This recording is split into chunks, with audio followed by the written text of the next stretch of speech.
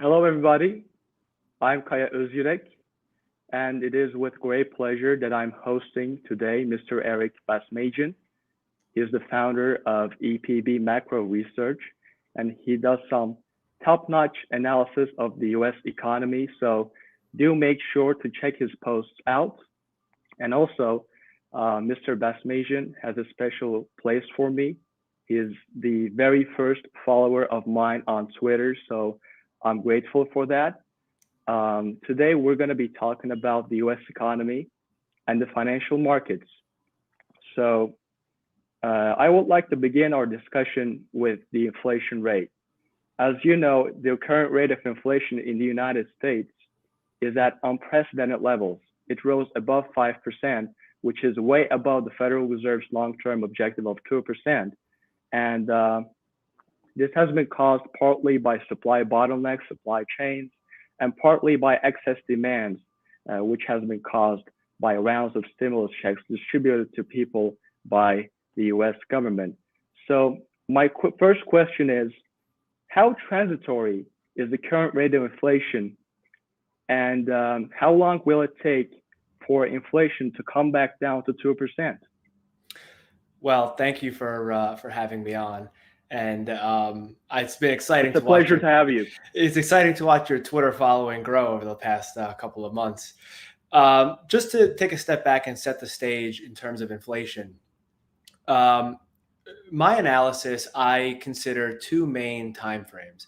I look at what I call secular economic trends, which would be factors that influence economic growth and inflation on a 3-year or longer time horizon, something in the range of 3 to 5 years. Those factors would be mainly debt and demographics. But then I also consider what I call cyclical economic trends, which influence economic growth in the time frame closer to 6 to 18 months.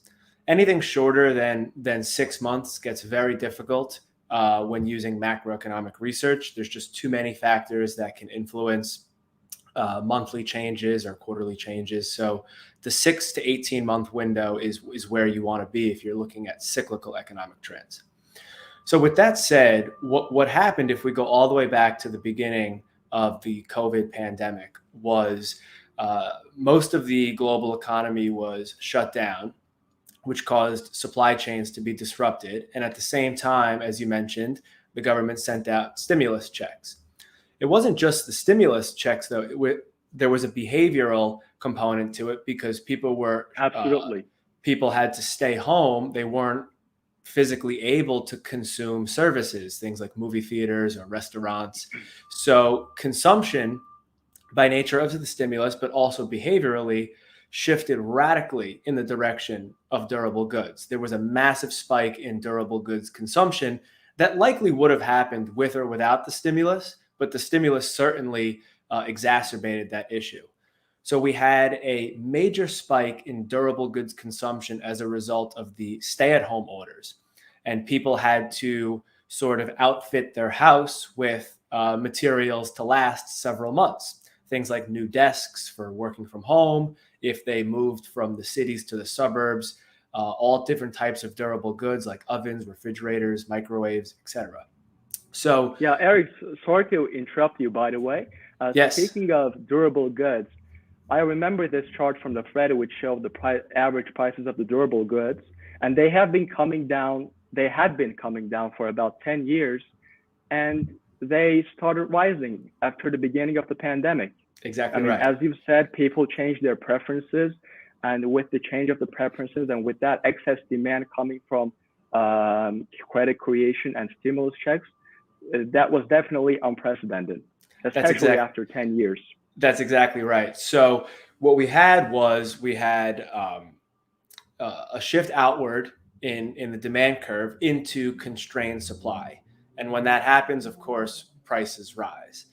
And that inflation aside, that also was the basis for a global manufacturing upturn, what we would call a cyclical upturn in the global manufacturing sector, because all of these durable goods had to be produced. There wasn't enough inventory in existing stock to facilitate all of the new demand. So this jump-started a global manufacturing rebound. And this was the basis for what the reflation trade was from basically the summer of 2020 through the summer of 2021.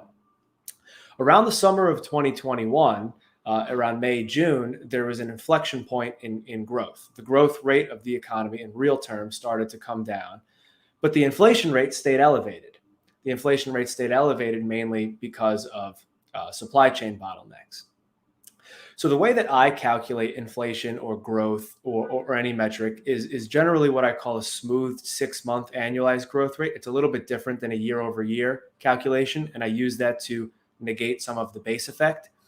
And the first thing to note is that the rate of increases in inflation have started to slow down. So based on the way that I calculate it, the inflation rate was about 6.4% in the June reading and about 6.5% in the next reading. So only about 0.1% sequential change. So there's already a bit of a slowdown in the rate of increase. The second thing to note, it has decelerated. Can exactly. we say it has decelerated? Okay. The rate of increase is starting to decelerate. The second thing to note is that one of the main reliable indicators of inflation are commodity prices, specifically the growth rate of commodity prices. As we're looking at the rate of change in inflation, we have to look at the rate of change in commodity prices. Commodity price growth peaked in April of 2021. So we've seen commodity price growth come down for several months. We've also seen the US dollar bottom around January of 2021. My preferred measure is the Federal Reserve's trade-weighted dollar index. So you would think if we have the commodity price growth coming down, the US dollar starting to bottom or strengthen, that would be two factors that would generally push the inflation rate down. And that's especially true. The lumber prices. That's right. They had skyrocketed to extreme levels, and they have come down. And I think they contributed to higher home prices overall. That's exactly right. So what we have now is a situation where main indicators of inflation are coming down, but the rate of headline inflation is remaining higher than these leading indicators would otherwise suggest. And that's because of supply chain issues. We know that these supply chain issues are starting to ease. One indication of that would be in the ISM report, the Institute for Supply Management. They publish a supplier delivery times index. And for the last 2 months, we've seen the supplier delivery times index edge lower, and we've seen a commensurate decline in the last month in prices paid. So in the manufacturing sector, broadly, they're starting to notice that some supply chain pressures are easing and the prices paid are coming down as a result. Now, there are still some localized supply chain issues that may take more time to resolve. The last factor I would mention that would suggest that we are probably right in the peak of inflation right now. We may have peaked last month, maybe we peaked this month. We're right at the peak because if you look at headline inflation, the way that I calculate it, we're over 6%. But if you take a Federal Reserve measure of inflation called the 16% trimmed mean inflation, what that does is it, on a monthly basis, it removes the top 8% monthly changes and the bottom 8% monthly changes for a more broad measure of inflation, removing some of the extremes. And on that basis, inflation is only about 3%. So when you take out the top 8% of components, the inflation rate drops 300 basis points. And why that's important is because that spread between headline CPI and the trimmed mean CPI is the largest spread we've seen over the last 20 years. So the concentration of inflation is very narrow. We have seen a cyclical rise, but the concentration that's causing the extreme numbers is very, very narrow. So given the fact that we have a narrow concentration of inflation, we have commodity price growth falling, we have supply chain pressure starting to ease, and then we also have the secular backdrop of excessive debt and slowing demographics, the case for transitory inflation is very strong. And I would suggest that by the end of the year, we'll see rates of inflation that are lower than they are today. Yeah, I think measurement of inflation that you mentioned should be more accurate than the headline inflation. And watching Chairman Powell's press conference at the Federal Reserve, he has accentuated the importance of the reopening of the economy and the stimulus checks in the acceleration of the rate of inflation. I mean, with those effects fading away, I do believe that we're going to be seeing inflation rate come back down. And I think you've also watched the Jackson Hole meeting where Chairman Powell talked about the U.S. economy and the fundamentals of the U.S. economy. One of the remarks he made was due to demographics, the long-run inflation expectations will drift below 2%. I mean, in the past, I think like we had more younger people who bid up the prices more and more, but with the aging of the population, we're going to have less people who are going to be bidding up prices higher and higher. And you've also mentioned an important point, which is the debt dynamics. When you look at the developed economies, whether it is the Eurozone economies, the US economy, or the Japanese economy, you can see that those countries' private sectors have been excessively leveraged. I mean, I think, Mr. Ray Dalio has written a book about the debt crises. And one of the things that he talks about is this debt cycle where companies and households take on more and more debt. And eventually, at the end of what he refers to as the long-term debt cycle, that debt to GDP, private debt to GDP ratio will have already peaked. And that ratio will come down as people pay off the debt after the recession. The same thing we saw after 1933, and the same thing that we saw after the 2008 Great Financial Crisis. So, as you've also said, the debt level is really unsustainable for the private sector in the US economy. And this is one of the things that has held back the private investment and private consumption as well. And therefore, inflation rate might remain below the Federal Reserve's target of 2%. So that's an interesting point of discussion. So let us move on to another economic fundamental, which is employment. We saw massive employment gains since last year's summer. And over this summer, actually, we've had massive gains as well. But unfortunately, last week's non-farm payroll data, I think it was a bit of disappointing. What would you say? Will we see massive employment gains over the coming months? Will we see employment gains decelerate? And what do you think has contributed to this low employment data for last week? So that's a great question. So what I see going on in the US labor market is that we're going to be stuck with excess labor. And excess labor is going to make it difficult for wage gains to stick. And the reason I say that is because if you look at something like the employment to population ratio or the labor force participation rate, those have been in secular decline. And they declined, both of those metrics, fairly sharply after the COVID recession. 2008. After 2008. Especially after 2008. Yes. Exactly right. And then again after the COVID recession, and they have yet to recover. And if you look at non-farm payrolls, the trend line that payrolls were on, we're still missing somewhere between 9 to 10 million payrolls against that trend. But if you look at the GDP trend, we have nearly closed the GDP gap despite the fact that we're missing so many workers. So what happened, and this is a dynamic that occurs frequently in recessions, is that in a recession, you pull forward a lot of productivity gains.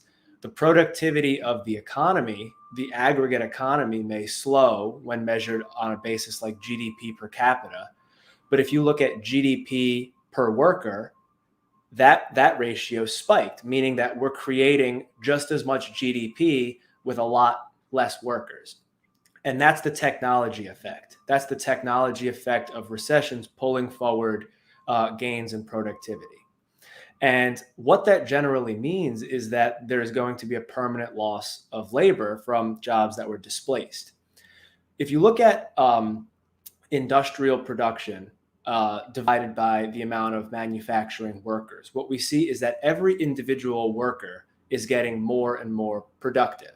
And this is the technology effect. But if we look at production per dollar or production per unit of wage, we see that that ratio is declining.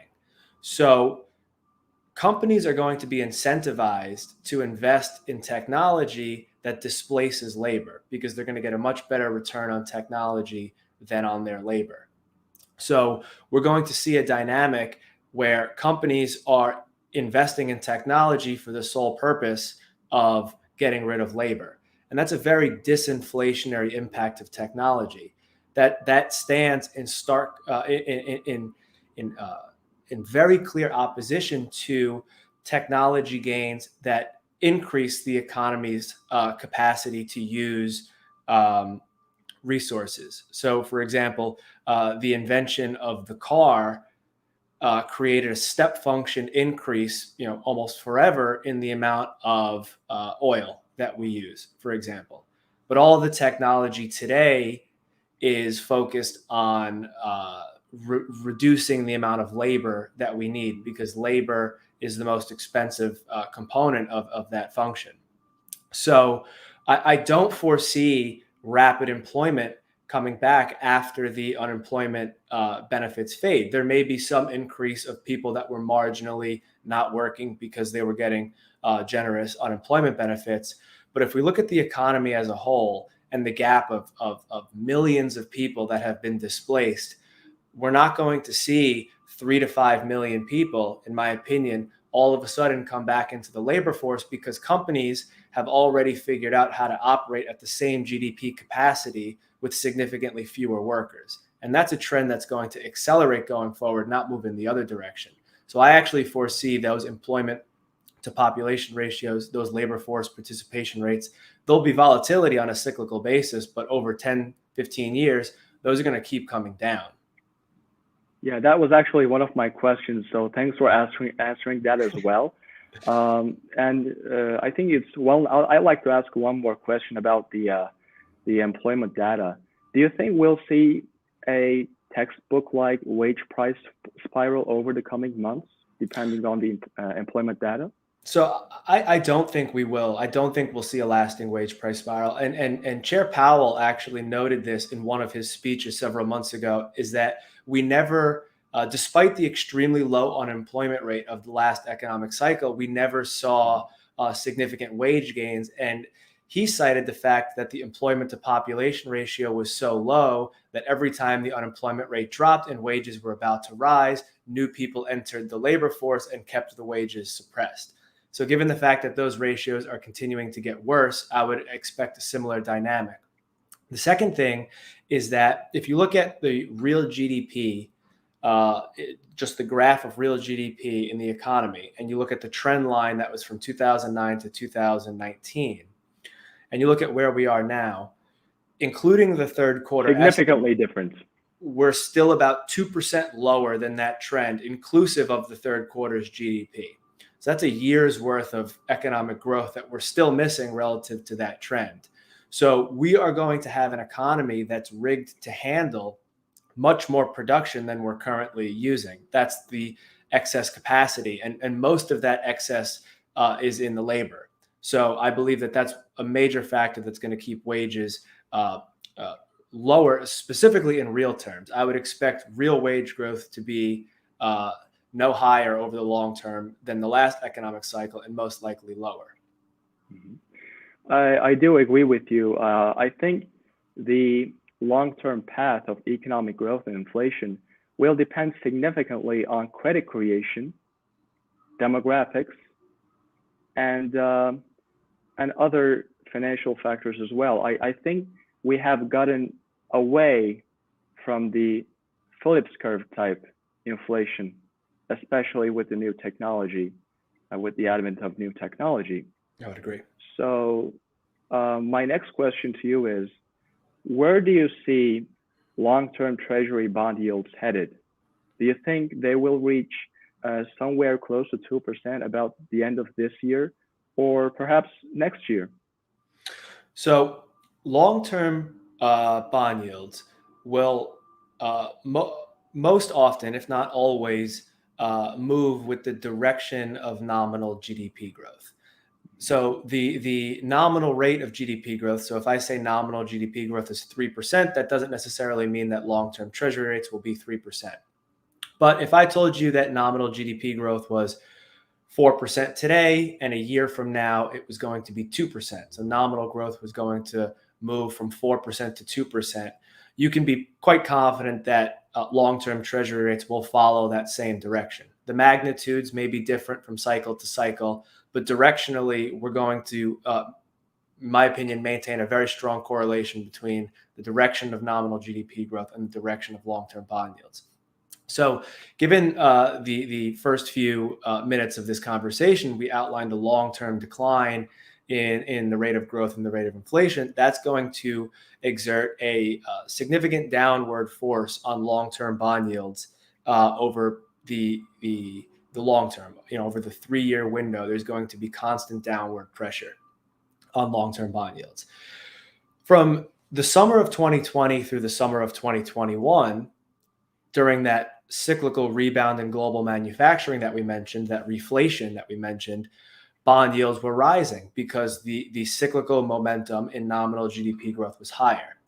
As I mentioned, that inflection point occurred over the summer that we're now in a growth rate cycle downturn. The cyclical momentum in real economic growth and soon to be the cyclical momentum in the rate of inflation are both going to come down over the next 3 to 6 months. Therefore, I would expect the bias for long-term bond yields over the long term to be lower and also over the cyclical term to be lower. So I don't typically work with point forecasts. I mainly am concerned with the direction. And given that I expect growth and inflation to move lower over the next 6 months, my bias would be for Treasury rates to move lower also. I agree. I mean, as you would also say, central banks exert a very strong command over short-term money market rates like 3-month Treasury bills, 3-month commercial paper rates, or 3-month Fed funds futures. But what many people miss is that people think central banks can significantly alter where long-term Treasury bond yields are headed. So, of course, central banks can affect long-term Treasury bond yields, especially with the yield curve control, where the central bank pegs the yield to maturity of a bond of a given maturity. But what we saw in the beginning of the pandemic, around March 2020, as you remember, the 10-year Treasury yield came down to around 0.4% or 0.5%. I believe so. That was due to economic fundamentals, declining investment, declining consumption. So market participants priced in the fact that COVID would have extremely damaging effects of the US economy, which would require long-term borrowing rates to be significantly lower, which in turn pushed down the long-term Treasury bond yields. And of course, as you might also remember, after the beginning of March, around the 12th or 13th, we saw 10-year Treasury yields prices come down and yields go up to about 1.1% because all financial institutions and corporations, like many of them, they were selling their bonds to get their hands on US dollars. And because there were many sellers and no buyers at all, the Federal Reserve had to serve the role of the what Perry Merling would refer to as the market maker of last resort. It bought up all those assets along with mortgage-backed securities. It fostered smooth market functioning. So that did contribute to rising bond prices and lower yields. But the thing that kept bond yields low, especially over the course of the summer of 2020, was the economic fundamentals rather than global central banks' asset purchase programs. And of course, because short-term interest rates and the guidance on short-term interest rates can affect the funding costs of primary dealers and the investment decisions of financial institutions, short-term interest rates can affect long-term Treasury bond yields. And because commercial paper borrowing plays an important role in the US economy, lower short-term yield rates also mean lower bond yields, which mean lower borrowing costs and more demand-induced investment. So short-term interest rates can affect long-term bond yields in this sense, but short rates do not affect long-term bond yields as much as economic fundamentals do. So my next question is, how would you explain the transmission mechanism from monetary policy to risk assets, to stock markets, for example? Right. So I think you did a great job, by the way, of explaining what I believe is a very overinflated view of the Federal Reserve's control of long-term interest rates. I think you did a great job of explaining that. I appreciate your kind comment. As far as the transmission mechanism from monetary policy to risk assets, given the fact that we're at the zero bound, the Federal Reserve has no price effect. They can't drop the short-term interest rate significantly. So what they're left with is basically balance sheet expansion. And I assume what we're talking about is the impact of quantitative easing on risk assets. And I think that there's a couple ways that you could arrive at a conclusion that quantitative easing could help risk assets. The first is that the principal effect, in my opinion, of quantitative easing after the transaction has cleared is that you're going to reduce the duration of the debt held by the private sector. So you're going to put, essentially, you're going to swap the private sector holding longer term securities for overnight deposits. And that removal of duration from the private sector could cause longer duration assets to increase in value if there's sustained demand from other private sector institutions for long-term risk-free duration. So I think that's one impact. The second thing is that if you reduce the duration of the debt held by the private sector, you'll slightly reduce the interest sensitivity of the economy. So if interest rates rise, the economy may not respond as negatively as if there was a ton of duration in the private sector. But to one of the points you mentioned earlier, given the fact that there's so much private sector leverage to begin with, we can't just focus on the Treasury borrowing costs. The third factor I would mention is that when the Federal Reserve engages in quantitative easing and they buy a Treasury bond from the private sector, the way the transaction typically ends is that the private sector now has a deposit, the banking sector has a reserve, and the Federal Reserve has a Treasury. This was asked of Brian Moynihan on one of the Bank of America calls, which is if you're getting all of these new deposits in the banking system and it's not going to facilitate new lending, is that money just going to basically be recycled back into government and agency securities? Effectively, the loan to deposit ratio going down, where does all that extra money go? And it sort of just stays parked in various government and agency securities, which could have a dampening effect. Asset swap. Right. So it can have a dampening effect on the volatility there. The fourth and the primary way it may impact risk assets, and this is a detrimental impact to the economy that the Federal Reserve may or may not realize, is that this is something that Dr. Lacey Hunt, I believe he cited Kevin Warsh with the signaling effect is what it's called, in that private sector corporate managers have the choice to make an investment into the real economy or financial type investments, whether it be share buybacks or M&A or some type of financialized transaction.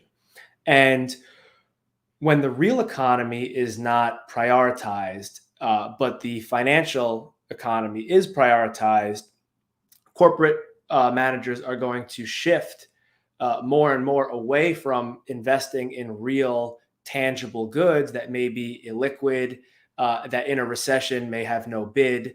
And in a recession, the Federal Reserve can't provide support to property and equipment. They can provide support to financial investment. So there's a strong signaling mechanism to the private sector that financial investments will be protected, while real investment may not be as protected. And there's risk associated with owning extremely illiquid property and equipment. So there's a large impact there of corporate managers shifting to more financial type investments, more buybacks, more simply issuing debt to buy back stock. All of those things could have an impact on risk assets, but that lack of private investment ends up having a very, very, very negative long-term impact on the economy. It doesn't show up right away because investment takes some time to change the standard of living. But over the last 10 years, such a reduction in private domestic investment is going to be something that over the next 10 years significantly reduces the rate in which the standard of living can grow. Now, this also affects the income divergence, the wealth inequality across the U.S. economy. That's right. It's a really interesting point of view. My point on monetary policy, the transmission mechanism for monetary policy to risk assets, and especially in terms of quantitative easing, is like this. As you know, the Federal Reserve purchases these bonds from primary dealers, which are the market makers in government debt securities. And after the Federal Reserve purchases these bonds from primary dealers, the primary dealers obtain bank deposits at their correspondent bank, which is usually Bank of New York Mellon. And Bank of New York Mellon receives what we refer to as the reserve balances at its Federal Reserve account, the master account. So what the primary dealer will do with the new deposit creation is it's going to purchase government debt with that because it has to participate in government debt auctions. But what it can also do is that it can use those newly created deposits and it can loan out in the repo market, in the collateralized borrowing market, to asset managers like hedge funds. So as primary dealers obtain bank deposits, they may opt for lending out their deposits at their bank to asset managers. The asset managers will find more funds in the repo market, whereby they will obtain the funds necessary to make leveraged investments in the stock market. So this is one of the aspects from which quantitative easing may affect risk assets. And as you've also said, if there is continuous demand coming for long-term Treasury bond yields, and an central bank, let's say the Federal Reserve, purchases bonds at a very big scale, bond prices will go up, yields will come down. And as yields come down, the cost of equity of companies will also go down.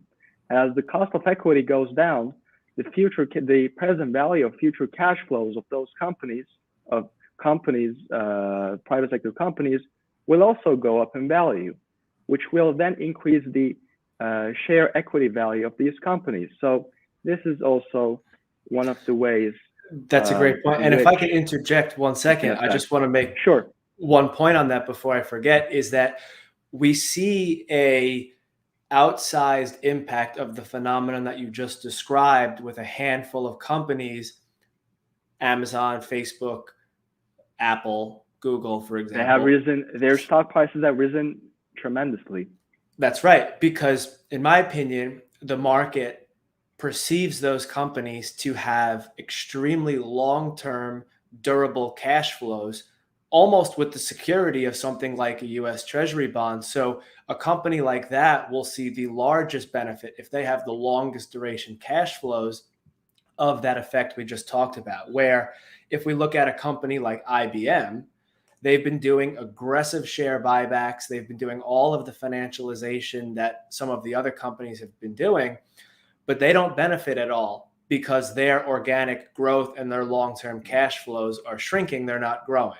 So you do generally need to have legitimate growth, and you need to have durable cash flows to benefit from this effect. But if you happen to be a company such as the big mega cap tech companies, that do have really long-term, really durable, really sustainable cash flows, even something like utility stocks, for example, those companies are going to see the largest benefit from that phenomenon that we just described. So that's where the market distinction gets very interesting, where you see such a fierce secular trend in the ratio of something like QQQ technology stocks to IWM Russell 2000, for example. And I was going to ask you about the stock market. What is your outlook on the stock market? How do you think stocks will trade? Will we see a correction? And looking at the comment section, somebody asks, does Eric expect a bear market, especially in an overvalued tech stocks in short or midterm? So I'll try and answer both of those questions in the same answer. Going back to my secular and cyclical framework, and I have a video on YouTube for those that may be interested in some more detail called The Importance of Growth Cycles. If you Google my name and then The Importance of Growth Cycles, you'll find a video where I explain this concept. And what we see with the research is that when economic growth is in a cyclical upturn, so the growth rate is rising. Let's say the growth rate in the economy is going from 0% to 4%. We're going to see risk assets perform better than defensive assets. So stocks will outperform treasury bonds, for example. Industrial commodities will outperform gold, for example. And within the equity market, the most cyclical sectors like regional banks, small caps, industrials, materials, all of those sectors will perform the best when the growth rate in the economy is rising. And this is a second derivative analysis, so it's the growth rate rising. However, when the growth rate is declining and you're in a growth rate cycle downturn, we see the opposite. We see long-term treasury bonds on average outperforming stocks like the S&P 500, and we see gold outperforming industrial commodities. And within the equity market, we see defensive or long duration equity type assets like technology and utilities relatively outperform the cyclical sectors like banks, Russell 2000, et cetera. So the growth rate in the economy peaked in March and April of 2021, and it's been declining since. And if we look at the last 6 months, what have we seen? We've seen regional bank stocks are down about 6%, and the Russell 2000 is about flat. It's up about 1%. But in the same time period, utilities are up about 6%, and technology stocks are up about 18%. So to answer your question about the stock market, I believe that the economy is going to continue in a growth rate cycle downturn. Now, we may not see a correction in the S&P 500 because technology stocks may carry the index higher. But if we look under the hood, this would be the time period that I would expect corrections in cyclical equity sectors relative to the broader market. So I would be on the lookout for things like regional banks, Russell 2000, materials, very cyclical, inflation-sensitive, growth-sensitive sectors of the economy. So I don't want to say that I expect a 10% plus correction in the S&P 500 because if growth comes down and treasury rates fall, things like QQQ and utilities may get a lift from the interest rate effect. But sectors like regional banks, industrials, Russell 2000, materials, I would expect some weakness to continue. Weakness that we've already seen over the past 6 months, I would expect that to continue. And you'll have to remind me of the comment question. I forgot the question. Yeah, somebody asks, what about the precious metals? What will be the near-term future effect on gold and silver? So when the economy is in a growth rate cycle upturn, silver tends to outperform gold because silver has a little bit more industrial use than gold. But when the economy is in a growth rate cycle downturn, silver dramatically underperforms gold. And again, since that inflection point over the summer, we have seen silver underperform gold. So moving forward, I would expect the way that I try and look at relative performance. So if I look at the commodity space in general, gold, silver, and a broad basket of industrial commodities, over the next 6 months, I would expect gold to relatively outperform silver and industrial commodities. Yeah. And I don't want to deviate from this topic that much. So I'm going to take one question from the upper section of the comment section. Somebody has asked earlier, what do you think about cryptos and how do you think cryptos will affect the US economy and the world economy? So I don't have much of an opinion on cryptocurrencies. I will take this question and move into central bank digital currencies because I think that's the closest approximation to the work that I'm doing. And I believe that you've talked about this at length in previous interviews that you've done. And this would be one factor that would radically change my outlook, both long-term and short-term, would be the introduction of what I would consider a true modern monetary theory. We have this notion right now that large fiscal spending or large deficit spending is modern monetary theory. And that's just not true. All we're doing is large deficit spending. That's all it is. In my opinion, if we change the paradigm in which we're operating, in which the Federal Reserve can directly grant money, spendable money to people's checking accounts in the form of a central bank digital currency, that has the potential to be extremely inflationary, but that would change the monetary structure and the economic system in which we're operating altogether. So I do believe that is a huge jump. I don't think we're there yet. I think that would take a long time to happen, but something like a central bank digital currency would be something that would concern my overall disinflationary outlook. Unfortunately, I don't have too much of a direct opinion on the various cryptocurrencies, but that's my take there. I know you've done a lot of work on this. Yeah. And by the way, two people have asked, do you expect a stagflationary environment in the United States? So I think that the environment that we've had over the last 6 months, you could characterize as stagflation. To me, stagflation would be the real growth rate coming down, but the inflation rate rising. And that has been the dynamic over the past 6 months. If we look at real economic growth, and I would define real economic growth on a monthly basis, I have an index, what I call a coincident index. The coincident index is a equal weighted composite of industrial production, real consumption, real income, and employment. So those factors taken together, if you look at the growth rate peaked in March of 2021 at about 7%, and it's come down to about 4.1. So the real growth rate has been empirically declining. There's no debate about that. Over that same time period, the rate of inflation has risen. So you could characterize the last 6 months as stagflation.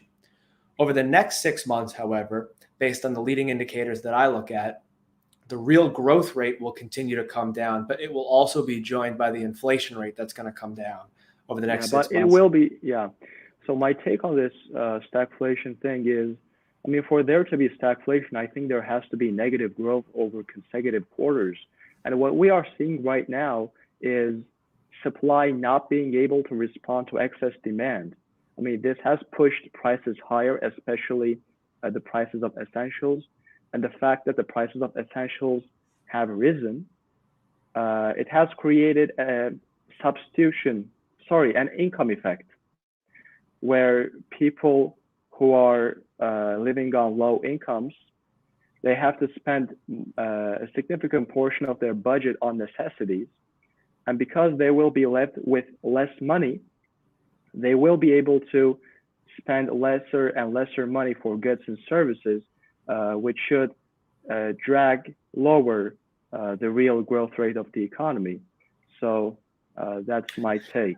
The second point I would mention on that as well is going back to what we mentioned earlier, which was the surge in durable goods consumption. So durable goods, things like desks, ovens, microwaves, refrigerators, cars.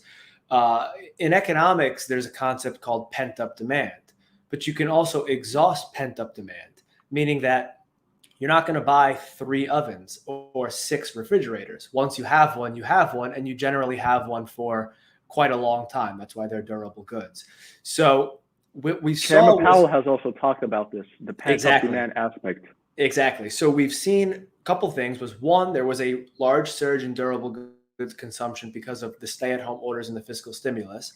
There also was a major rise in durable goods consumption because of housing. In the United States, we had a once-in-a-generation demographic shift of people moving from cities to suburbs. That caused a large increase in the number of housing activity, and that causes you to furnish an entire house with durable goods. So there were 3 or 4 competing factors that all served to push durable goods consumption higher.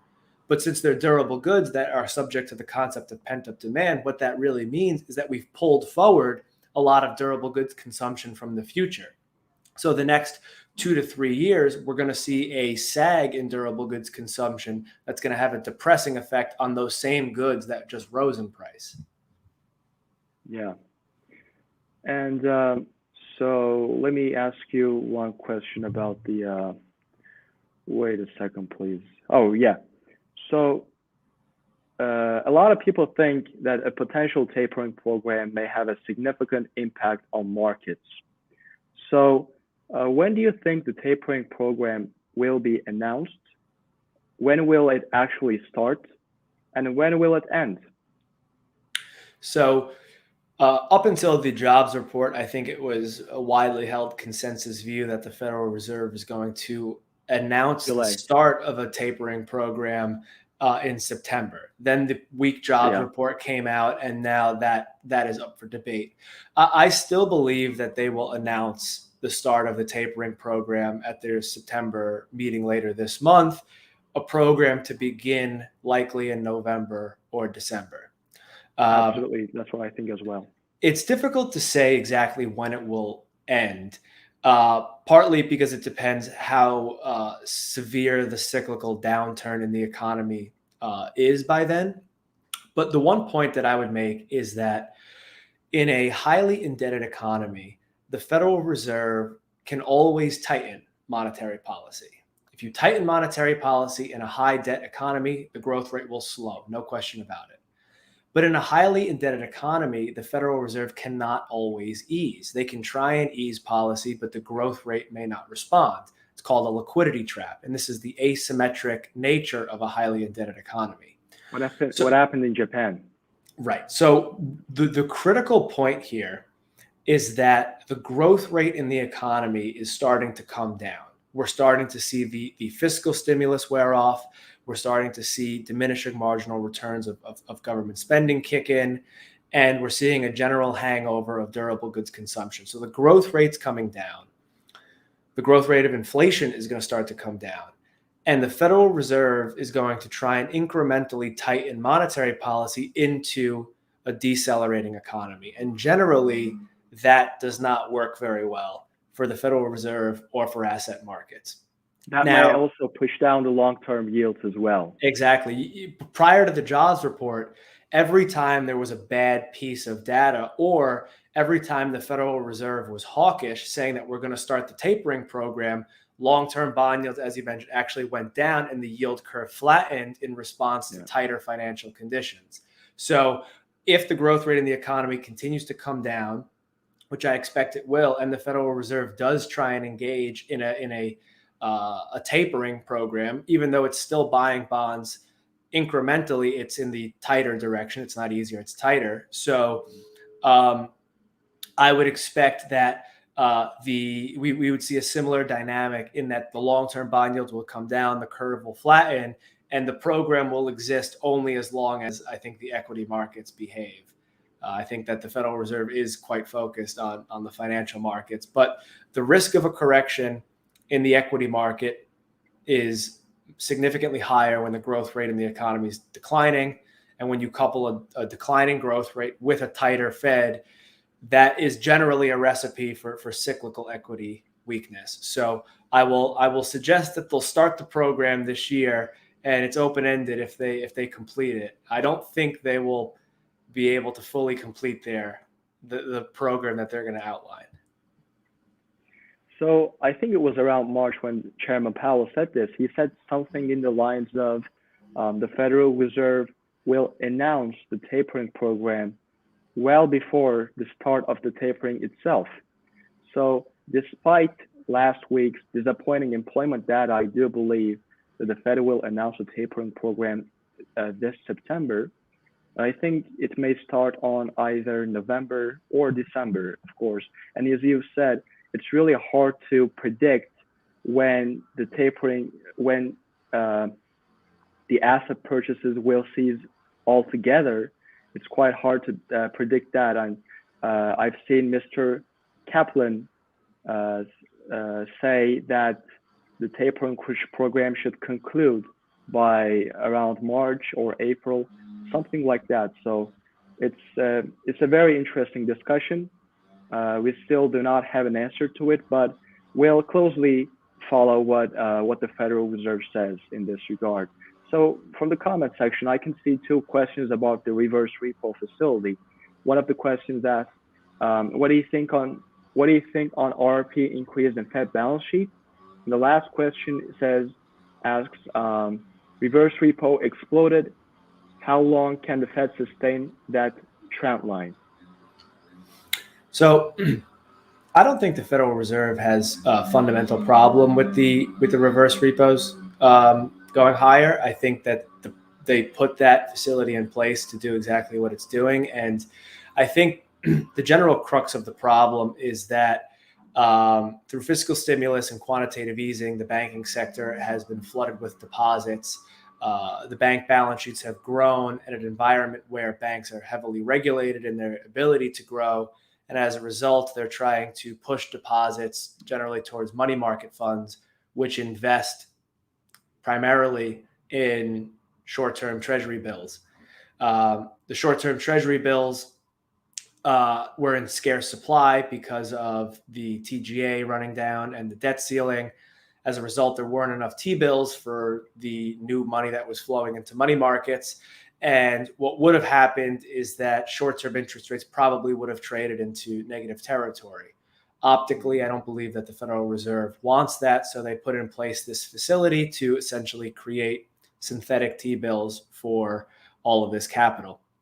If the debt ceiling is resolved and Treasury issuance resumes again, and there is a flood of Treasury bill issuance, I would expect the reverse repo uptake to slow.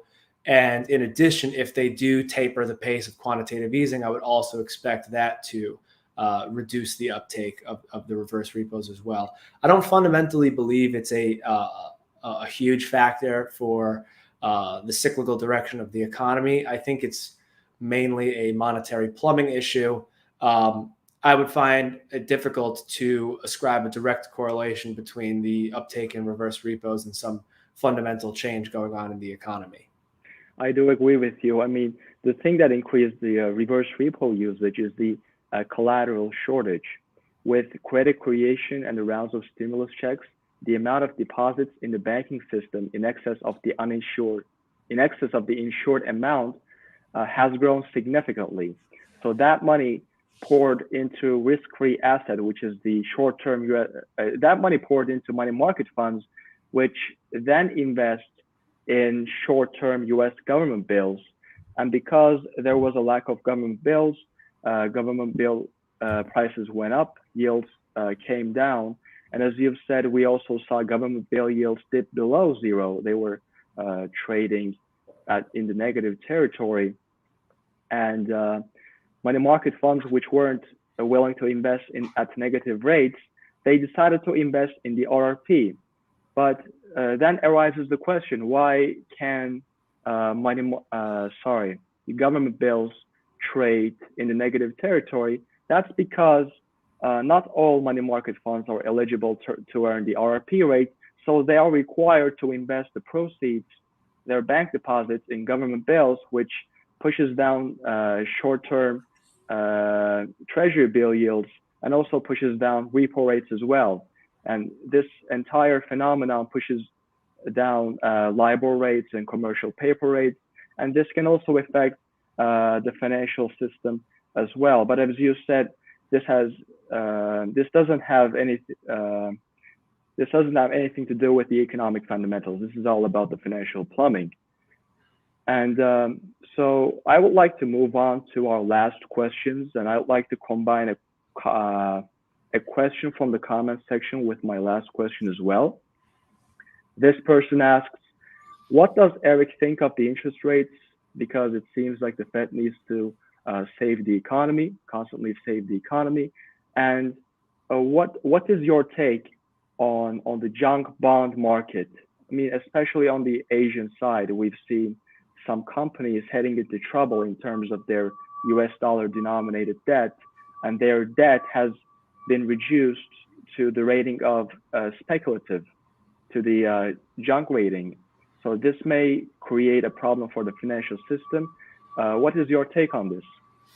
So to take the first part of the question, when the economy historically has run into a recession or a major cyclical downturn, the last several times the Federal Reserve lowered short-term interest rates about 400 basis points on average. The problem this time is that in 2018, the short-term rate only got up to about 225. And then there was a cyclical downturn before COVID. A lot of people blamed it on the trade war.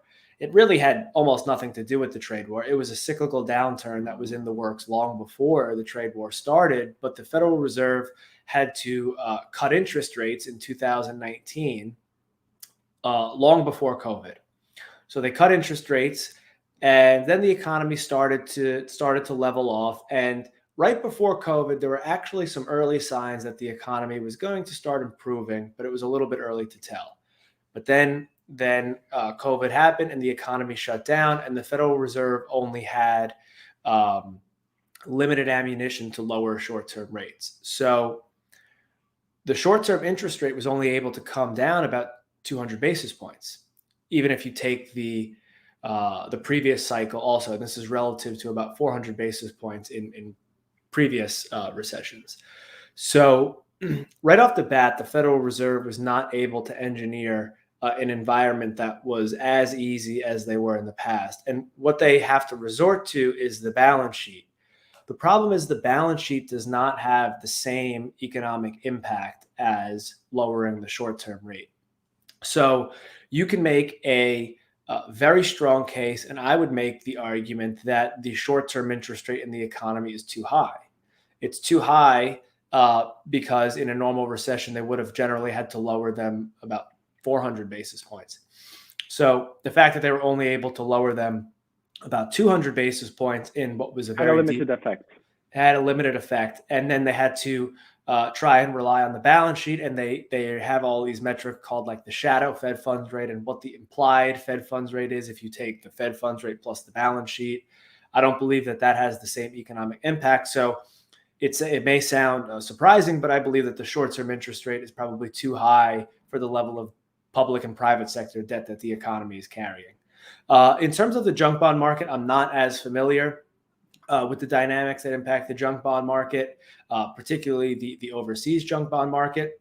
I would default to my cyclical analysis, and I would suggest that during periods of economic acceleration, when the growth rate in the economy is increasing, like July 2020 to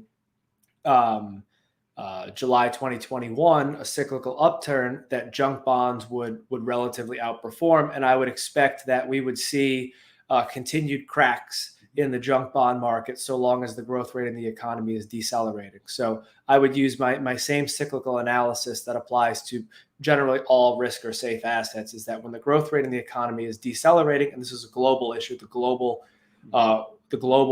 growth rate is coming down, it's not uncommon to see problems in the junk bond market. Yeah, apart from that, I also think the backstop, the implicit or explicit backstop from governments and authorities also play a very significant role in the junk bond market. So we still have a few minutes, and I'd like to take this last question. Will there be a change in the supply chain after COVID-19?